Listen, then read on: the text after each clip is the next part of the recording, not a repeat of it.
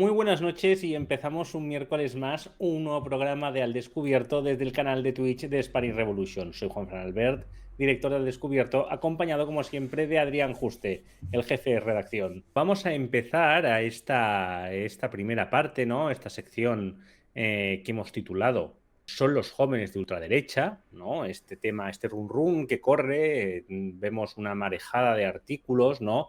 Hablando del voto joven y la ultraderecha, cuando realmente, pues bueno, sí, lo que ha habido es un claro aumento, pero tiene muchas cosas detrás, ¿no? Y además, como os digo, las elecciones alemanas han dado un cambio total en el panorama de lo que sabíamos del voto joven un poco hasta la fecha en Europa.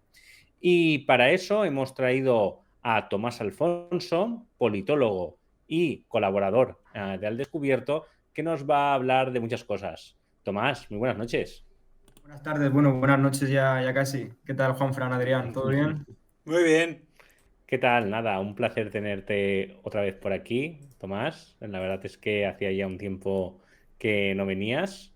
Y bueno, como siempre, es un placer tener un amigo y una persona que además se unió al descubierto. Ahora ya no está tan unido, tiene otras responsabilidades de adulto, pero uno que se unió muy jovencito, nos vino con nosotros y nos hizo un artículo que fue una pasada. Y yo dije, hostia, ¿cómo escribe?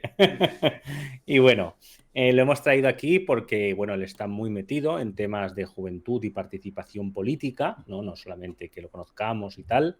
Y creemos que nos puede dar, pues bueno, una opinión, ¿no? Y unos datos que van a ser muy interesantes. Tomás, cuéntanos un poco primero quién eres y ya entramos en el tema. Bueno, lo has explicado yo creo que maravillosamente. Yo soy un joven, ¿no? Del sur de Alicante que se fue básicamente a Valencia a estudiar ciencias políticas y que, bueno, de momento me he quedado ahí trabajando y que estoy pues centrado principalmente en temas de ultraderecha y también de juventud. Así que, bueno, con muchas ganas de poder hoy analizar el fenómeno de Alemania, especialmente el voto joven, que creo que da para debatirlo un buen rato.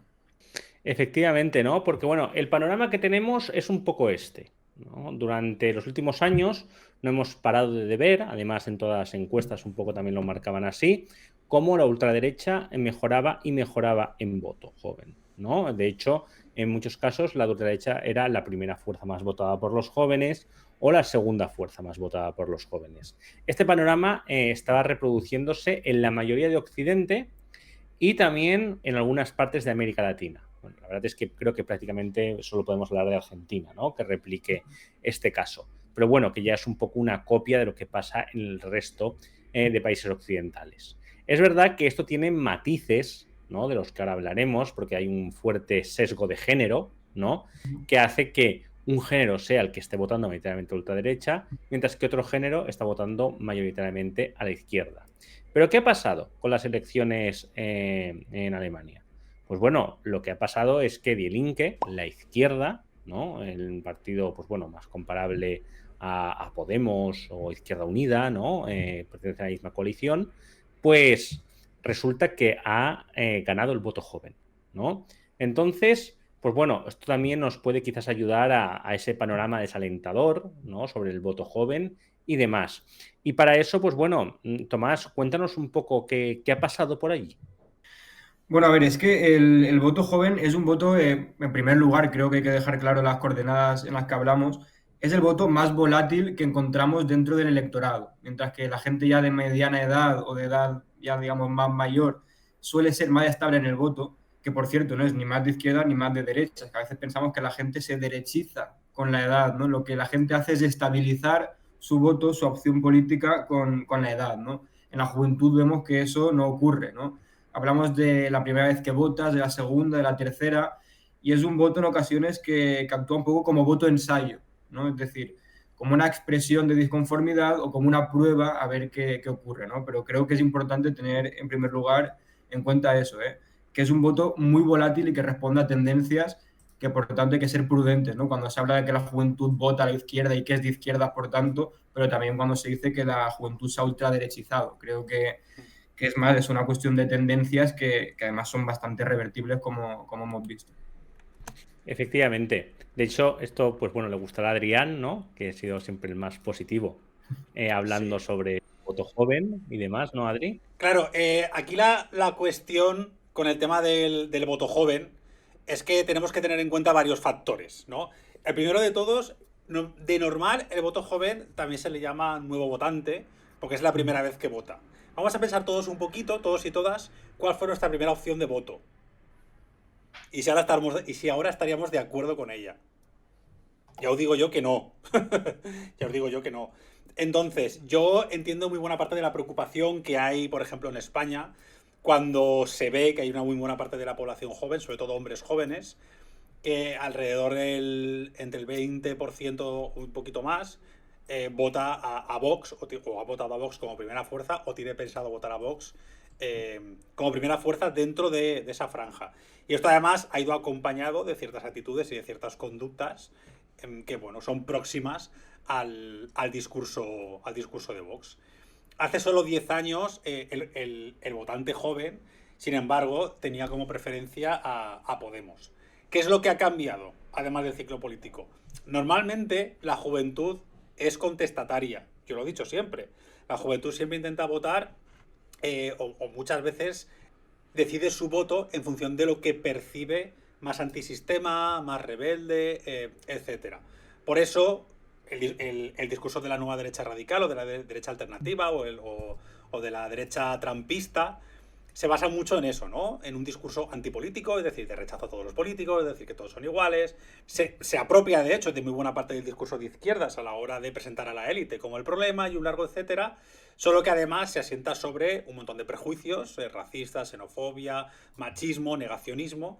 Y claro, la población joven es la que menos formada suele estar en estos temas, y más con el sistema educativo que tenemos. Entonces, es normal, de hecho, nuestra época de juventud normalmente suele ser en la que menos formados estamos y en la que más cosas tenemos que cambiar, en el sentido de que es la menos madura emocionalmente en muchos sentidos. Por lo tanto, es la que más voto volátil tiene. De hecho, el voto más acérrimo, más fijo, es el de la población mayor de 40, 50 o 60 años.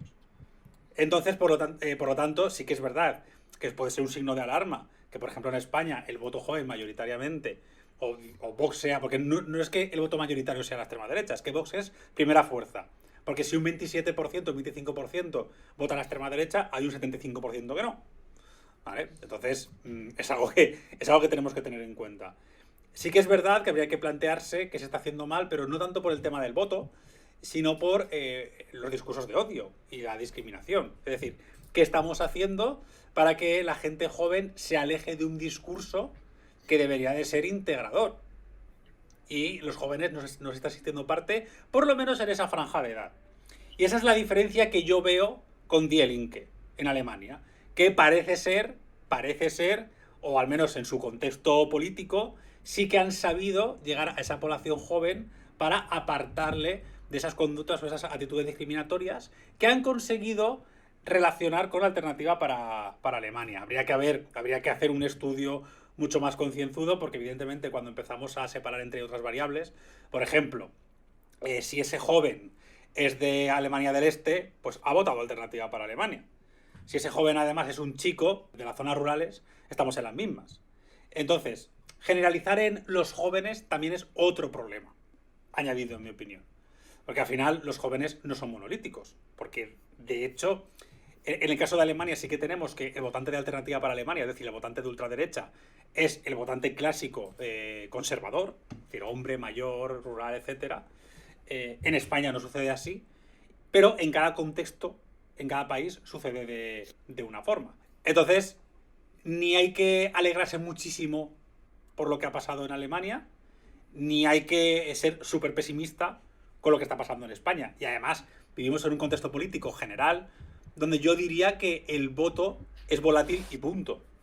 Es decir, dentro de 20 años podemos encontrarnos con partidos políticos y con tendencias de voto muy diferentes. O sea, no tenemos nada más que ver los partidos socialdemócratas cómo han variado en Europa. Por ejemplo, en Francia ya prácticamente ni existe. En Alemania ha quedado en tercer lugar. Aquí, por ejemplo, sería impensable ver al PSOE como tercera fuerza. Es decir, tenemos aquí una causística un poco diferente. Al final, con el tema de los jóvenes, y con esto ya acabo mi intervención y opinamos un poco, Yo creo que la clave es intentar entender en qué contexto nos encontramos, qué problemas tiene esa generación y por qué un movimiento como es la izquierda se supone que debería estar del lado de sus problemáticas, de sus desigualdades, de lo que les pasa en el día a día, y sin embargo en muchos países, entre ellos España, no estamos sabiendo llegar. No se trata de que los jóvenes sean fascistas o que hayan comprado la ideología. Se trata de que no están comprando los elementos o las propuestas que entienden que se les vende desde la izquierda, pero sí que ven algunos elementos que les seducen de otros partidos políticos. Puede ser uno, puede ser dos o puede ser tres. Y es muy común, y aquí ya hablo de mi experiencia, que haya un montón de jóvenes que sienten un rechazo profundo a la izquierda por cuestiones como el feminismo, por ejemplo, o por cuestiones como la unidad de España, pero luego en discursos más materialistas, como el derecho a la vivienda, incluso con el tema del racismo o con otras temáticas, compran totalmente el discurso que se puede defender desde una postura izquierdista. O como el tema de la sanidad pública, el tema de la educación pública. Por lo tanto no es blanco o negro. Una persona que decide votar a Vox no tiene ni por qué comprar todo el discurso, ni siquiera tiene por qué conocerlo, ni implica que sea de extrema derecha. No tenemos que comprar para nada ese discurso, ni ese argumento, ni esa premisa de que los jóvenes están cayendo en las garras de la extrema derecha, porque no es verdad, o al menos es una verdad muy a medias. A ver, y yo por lo que comentabas, Adrián, que estoy totalmente de acuerdo, creo que además hay otros dos elementos que se deben tener en cuenta, ¿no? El primero ya lo anticipaba, creo que era Juanfran, no sé si lo decías tú, que es que tenemos sistemas políticos tremendamente líquidos, ¿no? Muy cambiantes, con una constante reconfiguración del espacio político y también con un constante surgimiento de nuevas formaciones políticas, que por cierto siempre cuentan todas ellas con un tremendo apoyo, digamos, juvenil, ¿no? Pasó con Podemos, pasó con Ciudadanos, pasó con Vox y pasó también en España con la formación política de Alvise, ¿no? Es decir, hay un sistema político líquido que, digamos, se está constantemente reconfigurando y una de esas puntas de lanza que ejerce un rol de vanguardia es la juventud. Y además, por otro lado, creo que es importante tener en cuenta que la juventud siempre responde a la política, digamos, del ciclo anterior. Cuando teníamos un ciclo de PP-PSOE con unas políticas de austeridad, la juventud respondió en forma de vanguardia votando masivamente a Podemos. Pero en un contexto en el que encontramos ya un gobierno progresista, un gobierno democrático desde hace ya 7 años, pues es normal, ¿no?, que mucha gente joven, por ese voto contestatario, por ese voto rebelde que suele haber, dé respuesta al ciclo político de izquierdas que hemos tenido en España, pero también en Europa, y que ahora, pues, digamos, vire hacia la ultraderecha. Algo que, por cierto, no es evidentemente exclusivo de la juventud, ¿no? Miramos las elecciones y vemos como hay una tendencia general a la derecha, que incluso lo interesante, que luego lo podemos debatir, es ver si la juventud se ha derechizado más, menos o igual que el conjunto de la sociedad, ¿no? Creo que eso sería importante tenerlo en cuenta. Y finalmente, un último elemento para acabar, que es que el voto de la juventud es un voto selectivo. ¿Qué nos referimos con esto? Nos referimos a que vota más o menos según el tipo de elección y por temas muy particulares, ¿no? En realidad, cuando se habla de que la juventud se ha ultraderechizado o es de izquierdas, olvidamos que lo más presente en la juventud es la abstención y el pasotismo, ¿no? Una abstención y un pasotismo que luego se puede reconfigurar políticamente como estamos viendo, pero hay que tener presente eso, ¿no? La abstención es, digamos, la norma en la juventud, que tiene un voto muy selectivo y que se siente interpelada para las elecciones en momentos muy puntuales, ¿no? Cuando siente que se juega mucho, cuando hay una alarma antifascista, como la que había en este caso, y por motivos, digamos, particulares, ¿no? No es un voto general que siempre caiga en el mismo sitio, sino que es un voto volátil y selectivo. Esos son los dos grandes elementos. Claro. Además, pues antes de pasar un poco a hablar del caso alemán, ¿no? Además de lo que habéis dicho, pues hemos tenido también un voto que ha mostrado varias particularidades, ¿no? Porque cuando hablamos de que el voto de la juventud se ha movido hacia ultraderecha, que eso también habría que ver si es claro, lo primero que vemos es un sesgo muy marcado. Si bien se podría hablar de una tendencia occidental, sobre todo, a decir que el voto joven ha variado un poco la ultraderecha, ahí deberíamos, como he explicado un poco antes, dividirlo por géneros, ¿no? Es sobre todo el voto del hombre el que se ha movido hacia formaciones de extrema derecha, ¿no? El hombre joven que no se siente interpelado por el discurso del feminismo, que incluso culpa a la izquierda por él, además de por otras razones, además de por un sentimiento de identidad que la extrema derecha sí que ha conseguido grabar, por una pertenencia al grupo, ¿no? Esto de que la extrema derecha hace muy bien de hacer un exogrupo y luego que está fuera, pues bueno, la otredad, ¿no? Te la señalan, ¿no? Realmente tus problemas no son el capitalismo, es que el feminismo te está quitando derechos, ¿no? Y porque la izquierda te los está quitando. Entonces, esto pues funciona muy bien para además no señalar al sistema. También hay que señalar aquí que en este cambio que ha habido, ¿no? Se ha conseguido también algo, que es que el voto de las mujeres cada vez ha virado más hacia la izquierda, ¿no? En especial el voto de las mujeres jóvenes. En España ahora mismo tenemos una casuística que es más desalentadora, ¿no?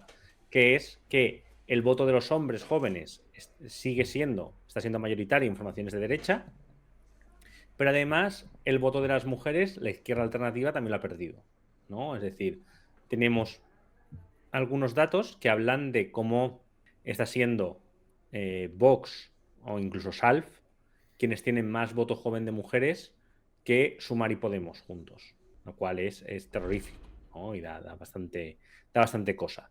También se explica, pues, bueno, por lo que tenemos un poco aquí, ¿no? Es decir, si el voto juvenil es por costumbre contestatario, pues claro, llevando 7 años en el gobierno, pues ya de contestatario se debe poco, ¿no? Y además, pues que eso afecta al conjunto de tus aliados.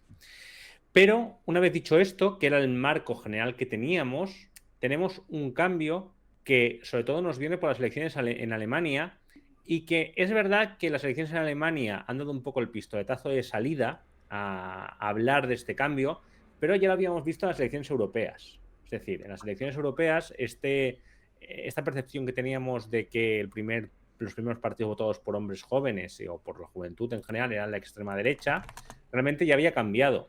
Es decir, principalmente había sido la izquierda, los verdes y algunas formaciones más quienes habían bebido de los votos jóvenes, ¿vale? Las elecciones europeas. Y en Alemania hemos visto, pues bueno, un reflejo un poco de esto, ¿no, Tomás? Sí, a ver, en realidad lo que ha habido en Alemania, ¿no? Es un voto contra el gobierno, ¿no? Que se plasma, por un lado, en la ultraderecha, pero también con digamos, la izquierda de Die Linke, ¿no? Vemos como Alemania, como sabéis todos y todas, se encuentra en una situación económica muy complicada, a nivel social también la situación es francamente desastrosa, y en consecuencia es un gobierno fallido o un gobierno que no ha cumplido sus objetivos, ¿no? Un gobierno que, como sabemos, pues tenía a los conservadores, a los socialdemócratas y a los verdes, ¿no? Por tanto, digamos, las opciones políticas que han despuntado son las que se encontraban a los extremos y que además representan, digamos, un anti-establishment frente a este gobierno digamos, centrado, ¿no? que había en Alemania. Son dos opciones políticas que han sabido canalizar este descontento. Uno, evidentemente, hablando de seguridad, de inmigración y estas cuestiones, hablo de la ultraderecha, pero también luego la izquierda que ha sabido responder a cuestiones además muy materiales, ¿no? Como son el problema de la vivienda, como es el medio ambiente, como la igualdad de género entre hombres y mujeres. Exactamente. Efectivamente, ¿no? Porque lo que teníamos era un gobierno de Olaf School, ¿no? Del SPD, de los socialdemócratas de allí, junto a los liberales y junto a los verdes, que al final ha reventado un poco por su propio peso, aparte de por todos los problemas que lleva Alemania, ¿no? Que ahora es muy curioso que os acordáis todo eso que se ha dicho siempre de qué pena que España no tiene industria y son todos servicios. Pues ahora tener una industria es una maldición y tener servicios es bueno. Es muy curioso, ¿vale? Pero ese es el panorama que teníamos, ¿no? Y claro, ha surgido un poco este voto protesta, ¿no, Adrián?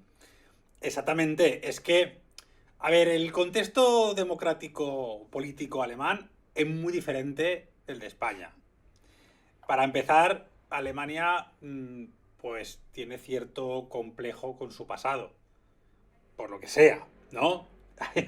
Cierto señor, aparte de que han llevado a cabo las únicas 2 guerras mundiales de la historia, aunque bueno, habría que hablar también mucho del contexto ahí, pero básicamente ha sido uno de los actores principales. También tiene un pasado imperialista, fascista, muy grande, y toda la construcción de su sistema democrático se fundamenta en lo que se llama democracia militante, es decir, una lucha activa contra cualquier forma de fascismo o que se le parezca. El problema de esto es que tiene pocas aristas, porque yo creo, y evidentemente es mi opinión, que eso ha invisibilizado mucho el debate sobre ciertas cuestiones. Por ejemplo, a mí me parecería muy interesante poder leer literatura nacionalsocialista para entender qué es lo que pasó, poder entender los símbolos, poder entender muchísimas cuestiones, que claro, el problema es que lo que ellos hacen es atajarlo de raíz. Tienen la oficina para la protección de la Constitución y como te salga de las líneas, van a por ti a muerte.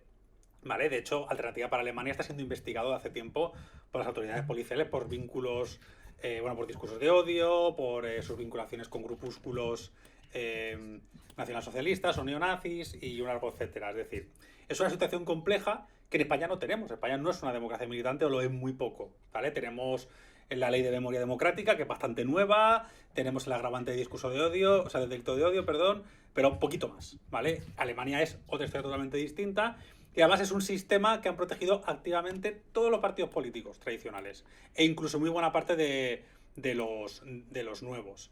Y donde el cordón sanitario ha sido una máxima. Es decir, todos los partidos políticos, incluyendo la centroderecha democristiana y el SPD, la socialdemocracia, es decir, la centroderecha y la centroizquierda en este caso, pactan con tal de que la extrema derecha se quede fuera e incluso cualquier otra opción se quede fuera. Es decir, es una unión bipartidista para proteger el régimen, como pasa aquí en España, pero allí fundamentado en otro tipo de cuestiones, aunque al final protegen un sistema muy, muy similar, ¿eh? O sea, tampoco se va tanto. ¿Qué pasa? Que evidentemente, si tú no mejoras la calidad de vida de la gente haciendo esas cosas, te vas a ir a tomar por el saco. O sea, te vas a ir fuera. Es decir, si tú protegiendo un sistema que tú dices que es democrático, que vela por los intereses de la gente, que donde todos los partidos políticos o los tradicionales se ponen de acuerdo y la cosa va mal, la oposición te va a cambiar el ciclo político más tarde o más temprano, salvo que retuerzas el sistema, evidentemente, ¿vale? Pero se supone que eso no lo vas a hacer si velas por cierta calidad democrática, y Alemania en teoría lo hace. Entonces, aquí lo que ha pasado es que la socialdemocracia, que además lleva un desgaste que te cagas de hace ya muchísimo tiempo, se ha ido a la verga. También se ha ido fuera los verdes, como has comentado, aunque bueno, han aguantado bastante el tipo. Y el FDP, los liberales directamente ni han entrado al Parlamento, que es muy heavy. Entonces, ¿quiénes han salido adelante? Pues un poco la derecha, que llevaba fuera del ciclo político un tiempo, ya le toca. Y por otro lado, lo que tú has dicho, Tomás, las opciones extremistas, que llevan históricamente en la oposición y han buscado pues reinventarse un poco. Ya sabemos que la ultraderecha lleva ya reinventada todo este ciclo político, es decir, los últimos 5 o 10 años. Y le falta a la izquierda alternativa, lo que sería pues aquí a lo mejor Podemos o Sumar, podríamos decir, o incluso Izquierda Unida, o en Estados Unidos la corriente de Bernie Sanders, es decir, esa izquierda que busca enfrentarse más directamente contra el sistema capitalista y buscar de verdad cambios profundos para el bienestar de la gente, que parecía que en el ciclo político anterior iba a resurgir, lo tenía todo a favor. Ahora es la que se tiene que reinventar, la que tiene que buscar la manera de llegar ahí. Entonces, parece que Alemania pues lo ha conseguido. Parece que ha dado la clave, no sabemos cuál es, no sabemos... tenemos pistas, lo que pasa es que también hay que entenderlo de toda Alemania. En un vídeo que hicimos, por cierto, en Al Descubierto, que os invito a que lo veáis la gente del chat, yo lanzaba una pregunta muy interesante, o por lo menos a mí me parece muy interesante, que es... ¿Alemania es una rara avis? Es decir, ¿lo que ha pasado en Alemania es producto de su contexto y no es exportable? ¿O simplemente Die Linke, la izquierda alemana, se ha adelantado? Porque además, es muy curioso que un partido político que se llama la izquierda, es decir, no te puedes como Izquierda Unida, es decir, no te puedes ocultar, ¿vale? Es decir, no puedes decir de no, los de arriba contra los de abajo. No, a ver, chico, lo llevas en el nombre, que ya sabemos que el nombre no siempre lo dice todo, pero hombre, si te llamas Die Linke, no puedes andar con tonterías. Pues ha duplicado, es decir, es que ha entrado por la puerta grande en el Parlamento. Es como si ahora de repente, es como cuando Podemos sacó 72 escaños con todas sus coaliciones, que fue como, coño, vale, algo estás haciendo bien ahí. Ahora habría que analizar con mucho más cuidado qué es lo que está pasando. Por el chat también han dicho algo muy interesante, que es que ahora toda la derecha, sobre todo la ultraderecha más conservadora y más rancia, se está lanzando a por el perfil del votante de izquierdas. Es decir, diciendo cosas como que la mujer joven urbanita es un cáncer para la sociedad. Que es como, a ver, yo no voy a decir quién es un cáncer o no para la sociedad, pero quizá el abuelo de 70 años que vive aislado en su corral no sabe tanto, decir que se sabe mucho más de la vida que una persona joven que vive en una gran ciudad, pues igual es muy osado, ¿no? Igual las dos visiones son igualmente válidas, igualmente complementarias, y no tenemos que desechar ningún tipo de perfil, porque sí. Lo que está claro es que, bueno, por ejemplo, otro dato muy interesante, que la izquierda en Alemania ha ganado en Berlín. Y en España me parecería loquísimo que la izquierda ganara en Madrid. ¿Vale? Pasó en el Ayuntamiento de Madrid con Más Madrid, pero bueno, eso sí que fue una rara avis de cojones. Entonces quizá habría que analizar qué tuvieron en común Más Madrid o Manuela Carmena o el discurso de izquierdas en Madrid en aquel momento y o en Barcelona con Ada Colau, aunque luego podemos sacarle todas las críticas del mundo, evidentemente, y qué estrategia está utilizando ahora Die Linke, que evidentemente estará más actualizada o más adaptada al contexto actual. Las únicas claves que yo he sacado, y lo podemos debatir ahora, como así a modo de tertulieta, es que se han intentado centrar en cuestiones materiales. Aunque también, o sea, han hecho un juego muy interesante. Porque a nivel visual y de campaña han visibilizado un montón todo el tema LGTB, todo el tema racializado y demás. O sea, en plan, en sus discursos, en sus mítines, en sus panfletos, han visibilizado muchísima gente diversa. Pero su discurso luego se ha centrado mucho en vivienda, que es ahora mismo, en fin, Alemania, pues es Alemania con ese tema. La educación y también en el tema del trabajo. El tema de que los ingresos son cada vez peores. Es decir, se ha centrado en cosas que ellos han detectado que a los chavales les preocupa. Y ha funcionado. De hecho, Alternativa para Alemania, si analiza su discurso, ha hecho algo bastante parecido. Habla mucho de esos temas. Lo que pasa que unos lo vinculan a colectivos pues, como las personas migrantes, las personas homosexuales, etcétera. Aunque bueno, en este viaje las personas homosexuales no tanto, porque eso de tener una líder lesbiana, pues bueno, quedaría raro. Pero se ha centrado mucho en el tema de la inmigración y otro se ha centrado mucho en criticar el sistema. A los partidos tradicionales, el sistema económico, etcétera. Entonces, pues cada uno ha tirado por un lado. Y está claro que las dos estrategias han funcionado bastante bien. Entonces, yo creo que ahí nos han marcado un poquito el camino, pero claro, hay queda mucho para debatir. Por aquí, mira, otra cosa que está comentando en el chat es que Die Linke ha tirado mucho de movimientos sociales y asociacionismo. Es verdad, han bajado a la calle. Es otro mundo interesante. Se han acercado a la gente, a sindicatos, es decir, a la gente que está históricamente peleando, se han intentado acercar a ellos. Se han acercado a ellos, les han dado protagonismo. Al final, es decir, lo que siempre ha querido, por ejemplo, Izquierda Unida, de convertirse en un movimiento, o también lo ha dicho incluso Podemos, pues a lo mejor Die Linke se lo ha tomado un poquito más en serio, o le ha salido mejor. No lo sé. Habría que ver también qué implantación tiene, habría que ver el voto por territorios, habría que ver cuál ha sido el papel de los sindicatos, qué movimientos sociales hay ahí, cómo actúan. Hay muchísimo que analizar, pero yo creo que sin duda pues hay que estar ahí como muy atentos. A mí me recuerda, de verdad, y con esto os dejo, a los años 20, años 30, en Alemania también, donde tanto el Partido Comunista como el Partido Nacional Socialista y otros partidos ultraconservadores estaban ahí, a la par. ¿Sabes? Que al final los únicos partidos que defendían la República de Weimar, que era la socialdemocracia y la centroderecha, se vieron acorralados. Porque el sistema no estaba funcionando y de un extremo y de otro intentaban... Pero al final ya sabemos quién ganó. Ahora tenemos que intentar que no pase lo mismo. Así que no sé qué pensáis vosotros.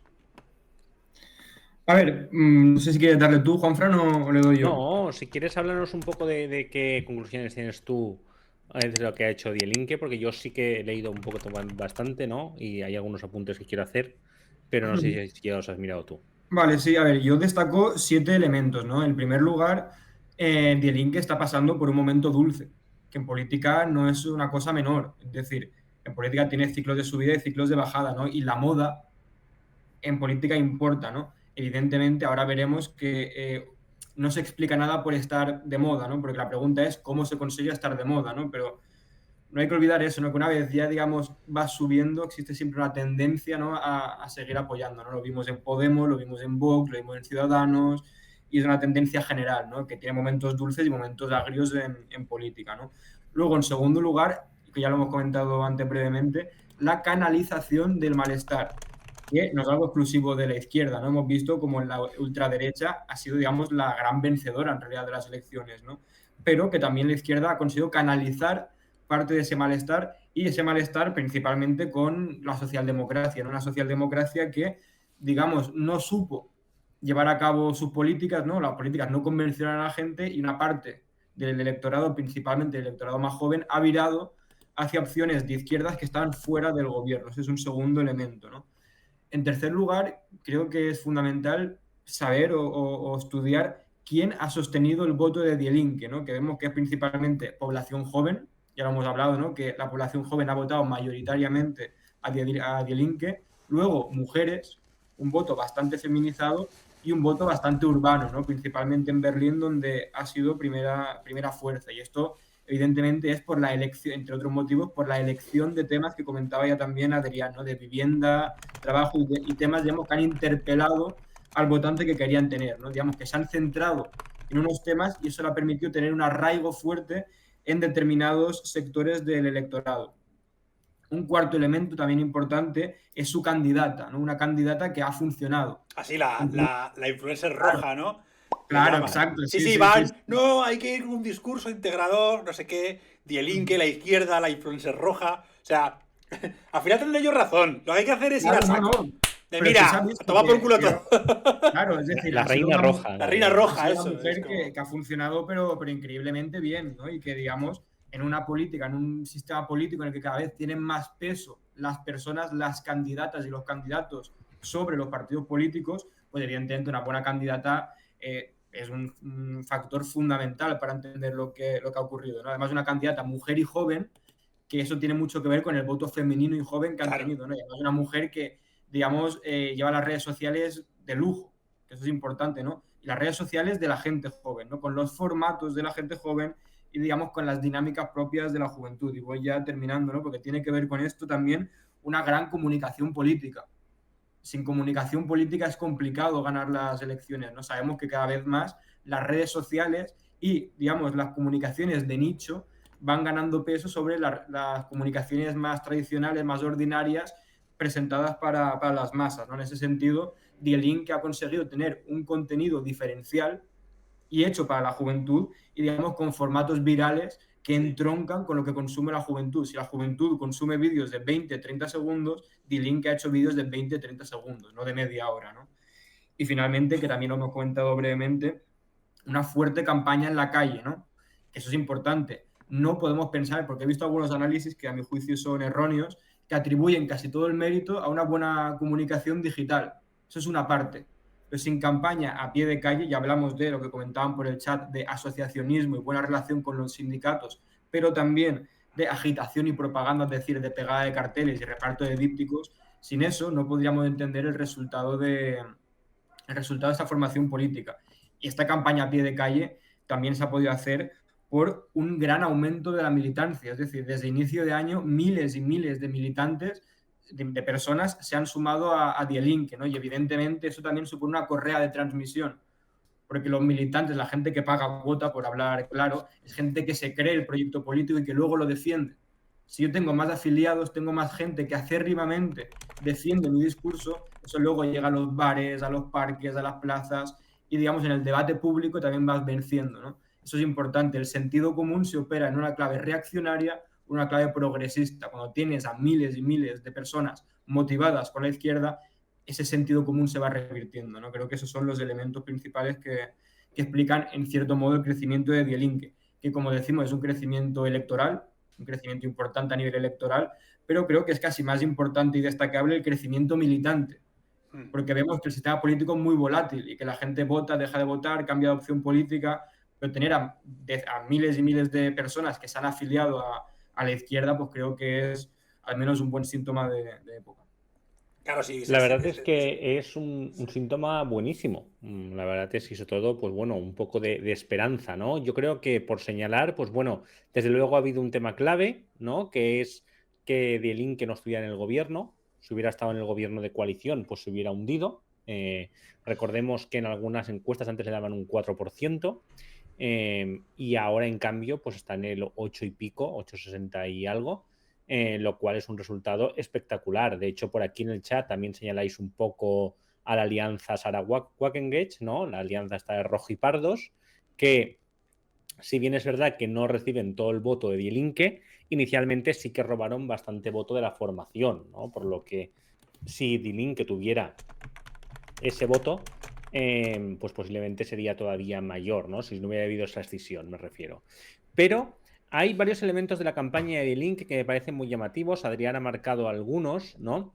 Y una es cómo Die Linke ha sabido muy bien en qué coordenadas estamos, ¿no? Que esto es una cosa de la que ya hablamos mucho en este programa. Es decir, que el 15M pasó, ahí hablábamos de muchos temas y demás, ¿vale? Y eso ha pasado por una realidad más material, donde la gente está preocupada por otras cosas, ¿no? Es decir, lo hemos visto con el feminismo, con el movimiento LGTBI, etcétera, etcétera. Pero claro, este discursito que empiezo yo, habréis visto que muchos discursos de la extrema derecha, ¿no? Pueden empezar un poco así, ¿no? De a la gente ya no le importa esto. Mentira, ¿vale? A la gente estas cosas le siguen preocupando, solamente que tiene otras preocupaciones más materiales. Y Die Linke lo ha hecho muy bien. Primero señalo las ocupaciones materiales, pero no me vuelvo reaccionario, que es la estrategia de los rojipardos, ¿no? Es decir, no tengo que rechazar todo lo que hemos hecho hasta la fecha y rechazar a nuestro electorado y tal, porque eso es falso. Es una estrategia, de hecho, que te lleva a la derrota, a hacer eso. Y Die Linke se ha fijado mucho en lo material, señalando los alquileres, señalando los problemas de la juventud, y ha traído mucho voto así. No solo eso, sino que ha hecho también una estrategia inteligente, que la izquierda tendría que tomar buena nota de ella, que es intentar no crear conflicto entre su electorado. ¿Vale? Esto es una cosa que ha explicado gente de Die Linke, ¿no? Es decir, cuando han creído que un tema podía causar problemas a su electorado y llevarlo a otras opciones políticas, han decidido pasar del tema. Es decir, pero a un tema que afecta a tu electorado, ¿vale? Es decir, si tu electorado hay un conflicto muy grande que los divide, pues ya que estás en campaña electoral, pues en vez de estar todo el día con ese tema dividiendo y perdiendo voto, pues ahora no hables de eso y ya lo resolverás internamente o ya lo resolverás en el futuro, pero no lo hagas ahora. Yo creo que este también es un error que se ha cometido desde la izquierda. Yo he visto muchas veces cómo la política en cierta campaña, en cierto momento electoral, no estaba destinada a recoger voto. Que yo entiendo que la izquierda está aquí por unos valores y por unas ideas, pero al fin y al cabo, si no consigues una masa electoral, ¿de qué te vale todo eso? Es decir, de ser el más puro del cementerio, vale, básicamente. Y luego, en este aspecto, yo creo que una estrategia que además ha funcionado también muy bien y que Die Linke la ha hecho, yo creo que incluso la entrada de Elon Musk ha favorecido bastante a Die Linke, ¿vale? Es decir, han cogido bastante un sesgo anti-Musk y lo han utilizado en la campaña repetidas veces, y esto ya no solamente algo que personalizamos, ¿no? Es decir, Elon Musk es malo, porque además en España se ha intentado, lo ha intentado Podemos, y le ha salido regular en el pasado, me refiero señalando a algunos de nuestros grandes magnates españoles, pero sí que ha sido interesante señalando a los milmillonarios. Pues bueno, esta gente que te dice que el problema es la inmigración ilegal, pero que ellos cada día son más ricos, ¿vale? No, el inmigrante no, pero ellos cada día sí que son mucho más ricos. Y se están cargando el planeta tranquilamente, lo saben y les da igual, porque están moviendo más millonarios, tienen sus planes súper locos de, pues si todo se acaba, ¿cómo van a escapar de esto? Entonces, está siendo también un poquito las estrategias de campaña de Die Linke. Y esto nos lleva un poco al paso siguiente, ¿no? Algunas cosas que podemos importar. ¿Qué importamos de esto? ¿Qué conclusiones podemos sacar de las nuevas estrategias de Die Linke? Yo quería poner un vídeo de campaña de Die Linke. Vale. Me parece maravilloso. A ver, es un vídeo de campaña que cogió un medio de comunicación, pero bueno, es del partido, entonces lo puedo poner por aquí. Es que me hace mucha gracia porque estamos aquí hablando como súper serios y vais a cagar. No sé si se escuchará, me lo decís por aquí porque es un vídeo que voy a poner directamente en pantalla. Die sollen mal ihre Arbeit machen und die Verfassung schützen.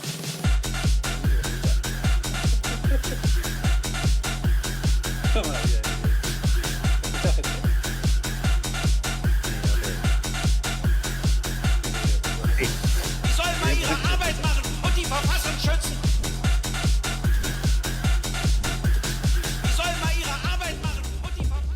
maravilla, es el mejor vídeo de la historia. Aquí pues han puesto un poquito de análisis sobre los resultados. Pero claro, o sea, yo la imagen de toda la gente bailando una rave en la balconada es maravilloso. Tenemos que recordar que Alemania es el país del tecno. entonces utilizar música tecno me parece un acierto. Abschieben. Un acierto increíble. Vale. Ah, bueno, mira, aquí está comentando algo este medio de comunicación de W muy interesante.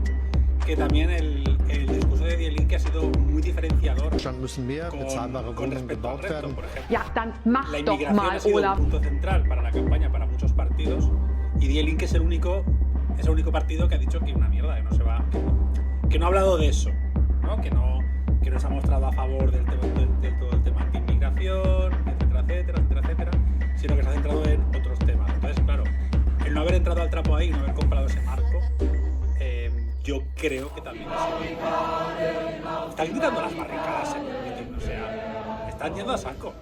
Les ha salido bien. Si es que no hay quien comedia este año, ¿no? Claro, cada vez más claro. Mira la Orteca, van a estar haciendo un flash mob en un meeting. Es que es eso. Un flash mob con velas. Supera eso, Hitler. O sea, no puede. No puedes superar eso. No puedes superar eso. Mira, nos está pasando de maravilla. No he visto yo un meeting tan guay en mi vida. Aquí en España, en lugar de mítines así con fiesta, lo que tenemos son charlas sobre el marxismo postmoderno en un contexto intercultural y feminista. Entonces, claro. Y el problema de los cuidados. Y el problema de los cuidados. Y Entonces, por alguna bueno, razón, la edad media son 58. Que está muy bien, ¿vale? Está genial. Pero claro, has perdido ahí el voto joven. Y dices, ¿qué estará fallando? Me estará fallando. Y por cierto, eso no me quiero meter con las tertulias, ni con los seminarios, ni con la formación para cafeteros. A mí me parece genial que haya formación muy pesada, muy intrincada, eso está genial. Pero no puede ser eso lo único. De hecho, nosotros la que hacemos, en buena parte, ¿no? Exacto, no puede ser eso lo único. De hecho, pero eso no puede ser lo único. Claro, de hecho, joder, Marx lo entendió tanto que después de escribir el Capital dijo, a ver, esto no se lo va a leer nadie, así que voy a hacer el manifiesto comunista, que tampoco se lo va a leer nadie, pero por lo menos se entiende. Es decir, el llegar a las masas y adaptarte a las necesidades de la clase obrera es una máxima marxista de toda la vida. O sea, lo que estamos haciendo muchas veces de hacer discursos que solamente entendemos nosotros, etiquetas que solo entendemos nosotros, o exigir 40.000 requisitos para estar en nuestras organizaciones, no tiene ningún puñetero sentido si lo que quieres es crear un movimiento de masas. O sea, no tiene ningún sentido que la izquierda sea la que se vuelva elitista en ese sentido. Y yo creo que eso también es un punto a favor, ¿sabes? No... Parece que la izquierda siempre estamos riñendo a la gente y señalándola por todo. Que es que yo... mira que he visto pocas cosas menos útiles que los señalamientos públicos a la peña. Ya. Ya sea en un grupo de amigos, ya sea a través de redes sociales. Es decir, yo creo que las actitudes, las conductas o las ideas se pueden debatir, se pueden señalar, pero hay formas y formas de hacerlo para que la otra persona no se sienta excluida o no le sienta mal. Por mucha razón que tengas, se puede tener toda la razón del mundo, pero no creo yo que eso haya servido nunca para nada. Y en un contexto donde estamos perdiendo, hacer cosas que no sirven para nada o que nos restan, pues quizás no es la mejor idea. Digo yo. Pero bueno, son ideas también que yo lanzo un poco al aire, porque yo creo que hay muy buena parte de personas de izquierdas, o incluso, bueno, que no son de extrema derecha, vamos a dejarlo ahí, que son muy rígidas con este tipo de cuestiones. Y yo creo que la flexibilidad es algo que debería de caracterizar un movimiento que pretende transformar la sociedad. Digo yo. No sé cómo lo veis. Hombre, yo estoy totalmente de acuerdo y de hecho diría que ha sido los últimos años. Ahora ya no, pero vamos, la etapa 2016-2020 es para olvidar. La ortodoxia de las formaciones de izquierda en su interior, ¿no? Con lo de amigo y enemigo y quién era digno, ¿no? De estar ahí y quién no era digno. No, pues la verdad es que ahí hubo un proceso de locura colectiva que desde luego hemos visto que no ha valido para nada y que hay que eliminarlo. Como era lógico desde el principio, ¿vale? Sí, pero bueno, también es lo que también he hablado a veces con mucha gente, de que, jolín, también tenemos derecho a equivocarnos. Que a veces parece que la izquierda paga sus errores carísimo. ¿Sabes? Es que los Realmente, pagas. claro, Carísimo. claro. Es decir, Porque yo vas creo que, contra el poder y el poder pues te aprovecha eso, te machaca. claro. No es Entonces como... yo creo que, bueno, pues sí, hay cosas que nos hemos equivocado, pues oye, ya las haremos mejor. Al final somos personas también, ¿sabes? Pero bueno, quiero decir que a veces cuando se nos dice que somos muy, que la izquierda es muy, que le hace falta autocrítica, y luego, sin embargo, cuando haces autocrítica, ay, mira qué divididos está, mira qué te dices, a ver, o soy autocrítico o no lo soy, pero es que no me puedes pegar por absolutamente todo, ¿no? Por cierto, una cosita que quería comentar, y luego podemos retomar esto, que lo está comentando mucho en el chat y me llama la atención, que es el tema de la Sarah Wagenknecht esta, Sí. la rojiparda por excelencia. Claro, que estaban diciendo que si había obtenido representación o no, que claro, yo hice el vídeo, este es el problema de hacer un vídeo sobre un proceso que todavía no ha terminado el escrutinio. Cuando yo hice el vídeo para el descubierto sobre el resultado de las elecciones, aún quedaba escrutinio, pero claro, lo que quedaba era como bueno. Y en ese momento sí que obtenían un escaño. Y para cuando terminé el vídeo, ya lo estaba terminando de editar, lo perdieron. Y yo me cago en la hostia. Entonces, claro, en el vídeo veréis que digo que lo tiene, pero he puesto un cartel enorme que brilla, que pone ya, que por al final no han entrado, al final no han entrado. Al final se han comido una mierda. Pero también es verdad, es un partido que aspiraba a conseguir mucho voto protesta y a robar tanto votante conservador y votante de izquierdas, pero no he analizado la cuestión. Es decir, no sé hasta qué punto le ha quitado votos a la Alternativa para Alemania o hasta qué punto le ha quitado votos a Die Linke o simplemente pues han bebido un poquito de la abstención. O sea, no lo sé, porque el perfil del votante rojipardo no lo hemos analizado nadie todavía porque ha sido siempre tan residual que es muy complicado. Sin embargo, aquí, en el caso de Alemania, pues a lo mejor sí que podemos hacer un análisis un poquito más exhaustivo de ver de dónde han bebido, porque aquí tenemos al Frente Obrero, a Izquierda Española y alguna basura más tendremos por ahí, pero el voto que han tenido es tan nimio que hacer un análisis nimio que no puedes analizar no nada. puedes analizar absolutamente nada. Entonces, y ojalá no tengamos que hacerlo nunca. No. Pero sí que es interesante porque a lo mejor en algún contexto un tipo de partido así puede sacar algo. Históricamente nunca se han comido una mierda, la verdad. Nunca. Pero si han conseguido influir lo suficiente como para quitar votos en un sentido o en otro, pues también habrá que tenerlo en cuenta, eso sí. Aunque Sí, sea de en hecho, ese plano. sí que han ido análisis iniciales que bebían más o menos de Die Linke, luego del SPD, también de la CDU, y también que le robaban voto a la AfD, pero al final no tanto como se pensaba, ¿vale? Ya. De ahí que quizás su estrategia de parecerse a la AfD tanto no tenga ningún sentido. Más sabiendo que por ejemplo, votaron una cosa que salió adelante gracias a la CDU y a la AfD. Entonces, claro. A ver, es que creo que uno de los grandes, Sí. de los grandes elementos que podemos sacar como conclusión de las elecciones alemanas es precisamente ese, ¿no? Es decir, que las tesis rojipardas no son reales. Claro. Que es que durante mucho tiempo se nos da la matraca con que si la izquierda tuviese otra postura respecto al feminismo y respecto a la inmigración, de cerrar fronteras y ser duros con estos temas, la izquierda subiría. Se ha visto que no, que de hecho era la tesis que planteaban cuando se escindieron. Planteaban que Die Linke no funcionaba porque estaba muy centrada en los temas, digamos, postmateriales, ¿no? De la identidad de género, los derechos trans, la inmigración. Pues bueno, los resultados son los que son. Y vemos de nuevo cómo las tesis rojipardas no son reales. Por tanto, creo que es importante ser consciente de ello para no vernos tentados de hacer lo mismo en España, ¿no? Claro, yo es que nunca he entendido el rollo de este. De hecho, Roberto Vaquero, quien por cierto es probable que vea este directo, aunque sea luego subido a YouTube, va de comunista o de marxista, o de extrema izquierda, al fin y al cabo, y luego compra los elementos de la extrema derecha en materias como feminismo, inmigración, racismo, etcétera. Hasta el gran reemplazo ha llegado a comprar. O sea, que es directamente una teoría de la conspiración nacionalsocialista. Entonces, no entiendo cómo un perfil de votante súper antifeminista y súper anti-inmigración, que le tiene una alergia que te cagas a cualquier cosa que huela a la izquierda, te va a votar a ti que te postulas como comunista, aunque compartas parte de sus elementos. Lo único que puedes conseguir así es que es verdad que ganas en visibilización. Pero que eso se traduzca en apoyo popular, yo lo veo muy complicado y por eso yo he visto mucho al Frente Obrero cada vez más renunciando a las etiquetas de izquierda y derecha. Es decir, yo he visto en el Frente Obrero y a Roberto Vaquero un proceso de parecerse cada vez más a una marca blanca de la Falange.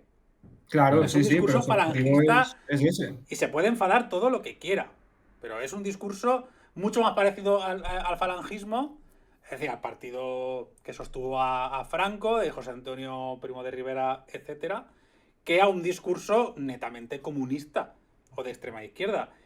Entonces, por mucho que se disfrace de comunismo antirrevisionista, es que no tiene absolutamente ningún tipo de sentido. O sea, al final acabas muriendo. Eso lo hemos postulado aquí siempre. Vas a acabar muriendo en las tesis de la ultraderecha, mal que te pese. Y al final es el perfil que tienes. Y encima, en los podcasts que estoy viendo que hace, las entrevistas que hace, joder, es que el 90% de su discurso se centra en la inmigración. Está todo pesado con la inmigración y con la inmigración y con la inmigración y con la inmigración. Y dices, tío, es que no le vas a comer terreno a la extrema derecha así. Ni a Vox, ni a nada. Por mucho que te pelees con ellos, no le vas a comer terreno. En el momento en el que compras los marcos de la ultraderecha, es que te vas fuera.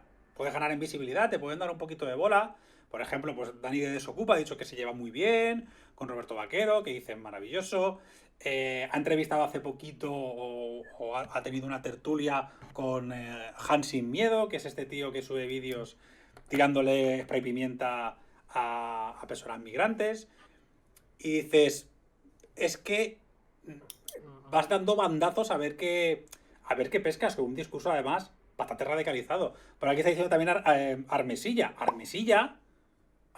que es un tío que mezclaba una suerte de hispanismo extraño o imperialismo español con marxismo y que me vino a mí a dar lecciones de comunismo. Ha publicado su libro en una editorial de un tío que apoya abiertamente a la Falange. Podemos decir que es una editorial falangista, ¿no? Porque se alinea un poco con sus intereses. Entonces, ¿qué me estás intentando a mí vender de que eres de izquierdas o anticapitalista o todo lo que tú quieras? Si es que sois una sombra de este ciclo reaccionario. Y por supuesto, en cuanto cambie el ciclo, van a desaparecer, como históricamente ha pasado. Con el extraserismo ha pasado igual. Es que no tiene ningún sentido. Pero bueno, sí que les vale pues para ganarse un poco la vida así, vendiendo libros, haciendo conferencias, dando charlitas, es decir, vivir un poquito del cuento, pegando 4 gritos en redes sociales, que eso se les da muy bien, y poquito más. Claro, yo creo que has dado con una de las claves, ¿no? En realidad, en el caso de Roberto Vaquero, sobre todo, ¿no? Que es un bocazas que vive de ser un bocazas, que eso no se nos olvide, ¿no? Vive del autobombo y del bombo que se le da. Pero en realidad la opción rojiparda, y más en el caso del Frente Obrero, representa la impotencia política más absoluta. Roberto Vaquero, que es un señor que intentó ser el secretario general de las Juventudes del PC, no lo consiguió, se fue al PCP, no lo consiguió y al final montó su chiringuito para ser el jefe. Es decir, es un impotente político, es un perdedor que al final ha tenido que buscar su huequito donde le hagan caso los suyos, ¿no? Y poco más.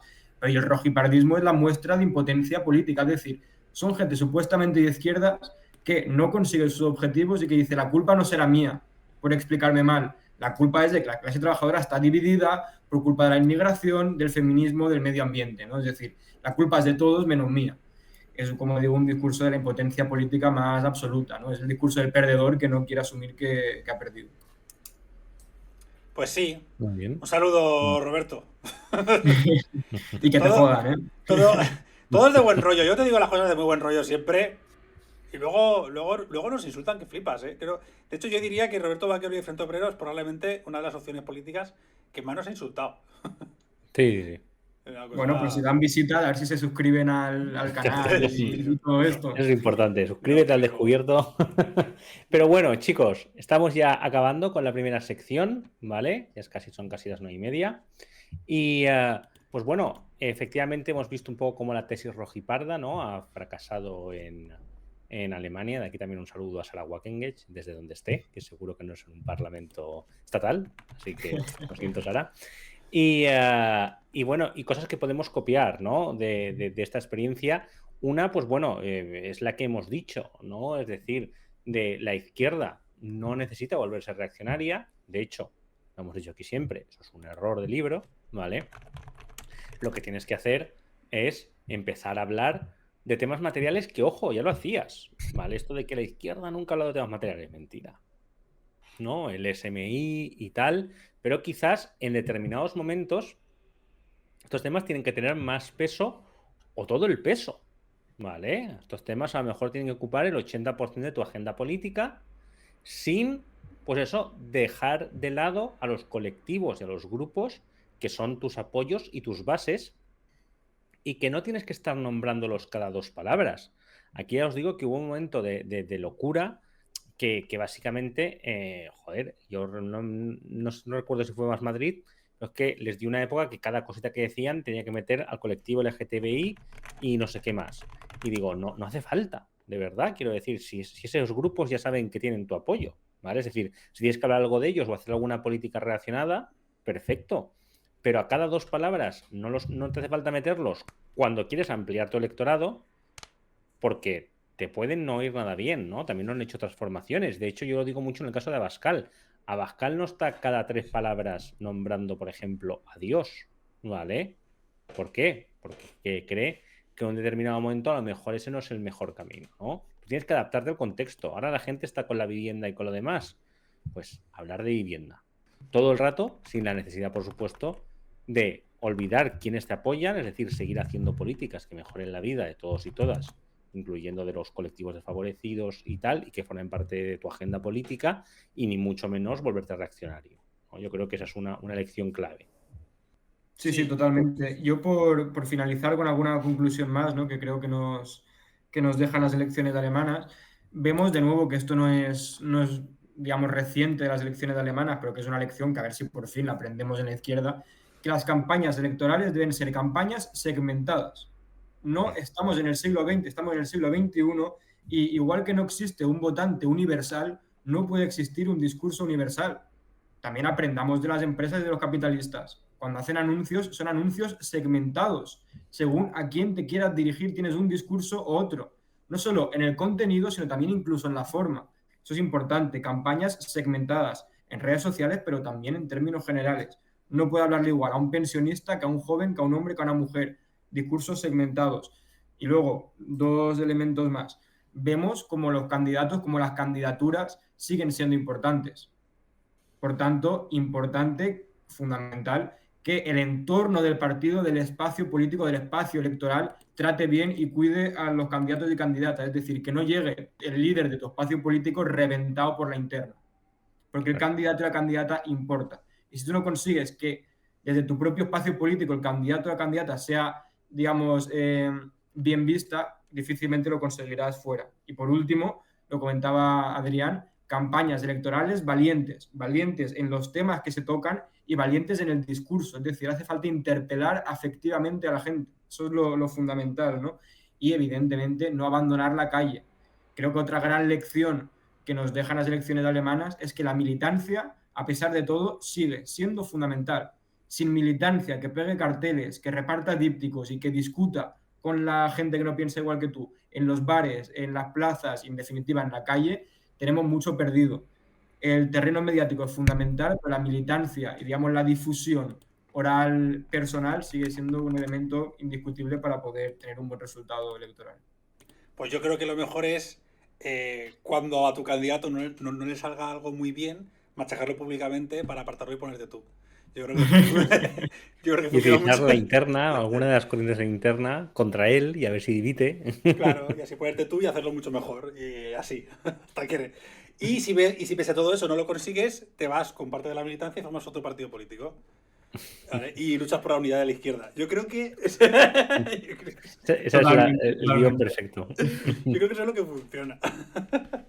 Que de hecho, no hay que olvidar que en el caso de Alemania, Alternativa para Alemania, les ha pasado eso un poco, ¿eh? Ha tenido, hasta que llegó la Alice Weidel, han tenido un puñado de escisiones, de crisis internas, de separaciones. Y de hecho, Alternativa para Alemania hace 5 años estaba en la mierda, ¿eh? O sea, sí. estaba bajando un montón hasta que ya se hicieron con el poder los elementos más extremistas. Que de esto se dice poco, de esto se dice muy poco, se habla muy poquito de esto. Sí. Y ahora ya funcionan como un bloque, un poco como Vox, aunque Vox no termina de asentarse, no para de haber crisis tras crisis y movida tras movida. Y iniciativa para también, a la Liz Way del esta querían cargársela, porque por lo que sea, ¿no? No sé si es porque es lesbiana, porque tiene 2 hijos adoptados o porque tiene una esposa migrante, a la ultraconservadora pues no le hacía ninguna gracia, ¿vale? Y vive Pero en al final Suiza. aguantaba ahí y no lo han movido, ¿sabes? A ver, porque yo creo que es una manera de blanquear la imagen del partido y de dar. De proyectar lo que. Bueno, aquello de lo que le acusan, ¿no? Ahí tú no me puedes acusar a mí de racista, de homófobo, de xenófobo, de radical, porque mira, mi líder es una mujer casada con una migrante, lesbiana, con 2 hijos adoptados. Ya está, tengo el Sí. cheque en blanco para poder decir lo que me da la gana, ¿sabes? Sí, es como la inclusión forzada de Vox, que tienen al negro de Vox, al gay de Vox y al travesti de Exactamente, Vox. algo así. Es uno, y dice, ya con ese, cada vez que te dicen algo, Exactamente. Total, sí. Es súper totalmente. curioso. Pues bueno, nada, vamos a cerrar ya esta primera sección, ¿vale? No sé si Adrián o Tomás queréis aportar alguna cosita más rápida, de alguna lección a extraer. No, yo creo que ya lo hemos comentado lo fundamental, ¿no? Campañas valientes, entender que el Sí. siglo XXI no es el XX, que las campañas deben ser segmentadas, ¿no? Y eso, y que los rojipardos nunca va a ganar. Si quieres ser de izquierdas, defiende posturas de izquierdas, porque cuando defiendes posturas de derechas, oh sorpresa, quien crece no eres tú, es la ultraderecha. Es una lección que fíjate que es simple y parece de primero de manual de ciencias políticas, pero parece que a veces nos cuesta entenderlo todavía. Nosotros ya hemos ido haciendo tiempo, que no se pueden comer nada. Pues nada, una vez dicho esto, Tomás, muchas gracias por venir. La verdad es que ha sido súper interesante. Y nada, ahora voy a darte 2 minutos, Tomás, para que nos cuentes un poco lo que quieras, ¿vale? Alguna reflexión que te quede pendiente, algo sobre lo que quieres hacer a futuro, que por ejemplo escribiste una vez un librito, no sé si estás trabajando en otra cosa, etcétera, etcétera. Entonces, pues bueno, Tomás, 2 minutos son tuyos. Ostras, bueno, parece un poco minuto de oro, ¿no? No, de hecho no lo sabía. Bueno, pues aprovecho para decir eso, ¿no? Que en realidad estoy preparando otro librito, ¿no? Que va sobre ultraderecha precisamente, ¿no? Que es lo que hemos estado hablando entre otros temas hoy aquí. Y que lo que explica fundamentalmente es que no se puede entender el fascismo o la ultraderecha actual como un fenómeno al margen del capitalismo, ¿no? Sino que se debe entender como un fenómeno imbricado. Al preguntarnos, por ejemplo, por Donald Trump o por Bolsonaro, si son más fascistas o más capitalistas, veremos que la respuesta no está clara, ¿no? Y creo que eso, que es fundamental entender el origen de la ultraderecha actual para poder entender también cómo combatirla, ¿no? Creo que ver esa implicación entre capitalismo y fascismo, pues bueno, nos da también algunas pistas sobre cómo combatir a la ultraderecha y cómo avanzar desde posiciones de izquierdas. Simplemente eso como último apunte y evidentemente agradecer mucho la invitación para hablar de un tema además fundamental que está en el corazón de Europa, como son las elecciones alemanas, que siempre nos dejan luego lecciones que aplican en Europa. Y bueno, eso, agradecer la invitación, agradecer al público de Twitch, al que no he hecho mucho caso porque no entiendo muy bien cómo funcionan estas tecnologías, pero bueno, sé que había gente por ahí comentando. Y nada, simplemente eso, decir que un placer y que para lo que haga falta podéis contar conmigo. Un placer, como siempre, Tomás. Seguimos en contacto y nos vemos en otro programa, ¿vale? Un abrazo, Perfecto. amigo. Mucho gusto, un abrazo. Hasta luego. Vale, bueno.